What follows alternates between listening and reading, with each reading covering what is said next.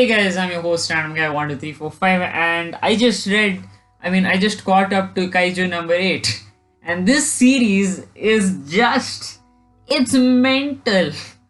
How can you have a series which is like Attack on Titan but isn't like Attack on Titan, which has a seinen vibe but has a shonen vibe and it has comedy and action and art? It's driving me crazy right now, so I really wanted to talk about it. So, just a little bit of background information. Kaiju number 8 has been showing up a lot, and I mean a lot, on YouTube. And I was like, yeah, why is this showing up so much? I read the first few chapters, they're not so good, they're okay. I mean, the first two chapters were at the most. But then I decided, okay, you know what? I shouldn't judge a series if I haven't caught up to it fully. So I sat down. I read the whole thing again, and what I have to say is, Kaiju number 8, it's off the rails crazy. The first few chapters, they're grounded to reality, somewhat grounded to reality if you take off the kaijus and stuff. But then going into chapter 3, we get a 2-month time skip, and these guys, they're supposedly kaiju killers now.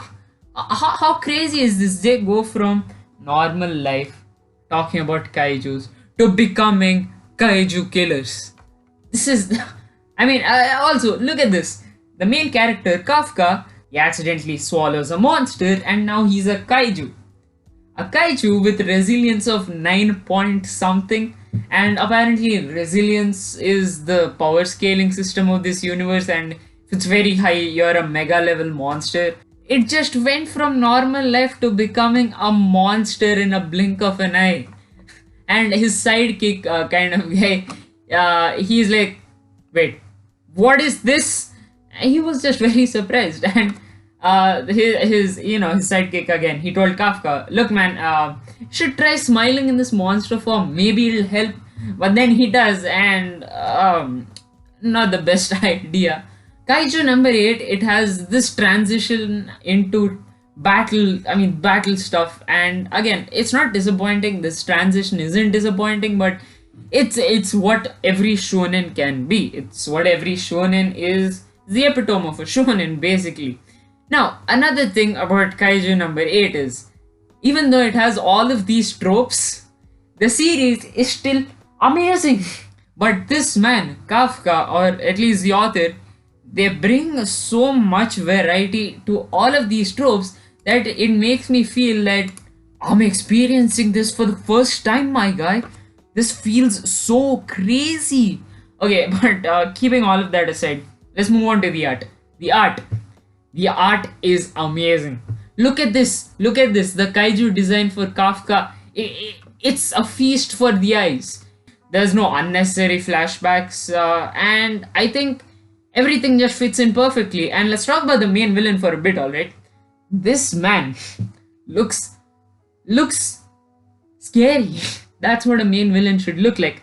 And he has another creepy ability too. He basically can turn into a monster. I mean, he's a monster and he can turn into a human and talk like humans. What? How? Now again, the sidekick's name is Reno, if I'm not wrong. So basically, they pass the first stage of the examination, then there's a 2-month time skip, and they meet all these guys who are absurdly strong. They're all valedictorians. There are these suits that these defense kind of guys, they need to wear, and that tells them their potential. So my man Kafka, can you guess what his potential is? That, you know what the suit says? 0%. There's to the end of the first few chapters, a kaiju attacks, and what happens there is, Kafka, of course, he can turn into a kaiju. He's one of the strongest kaiju around right now. But he doesn't. He goes into a support role. Now, I feel this is very important for I feel this is very important for other series to learn from, because you can't always have the main character saving the day. He's always got to help out. He's got to be a part of this world that they've created, and he can't be the main focus of it all. And Kafka, I feel, he feels like a regular human being, and all the other characters, they feel like human beings with their own consciousness, and everyone has built in arcs.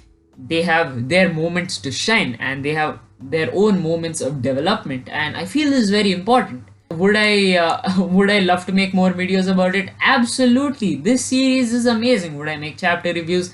Not exactly, but would I suggest you to read this right now after finishing this video? Hell yeah, because this series is something that any person would like a lot, and for me it's a 9 or 10. I want to see more chapters of this. So if you guys enjoyed this video, make sure you like, share and subscribe and turn on post notifications so that you don't miss out on any of our other videos. So stay home, stay safe, and remember, go beyond the plus ultra.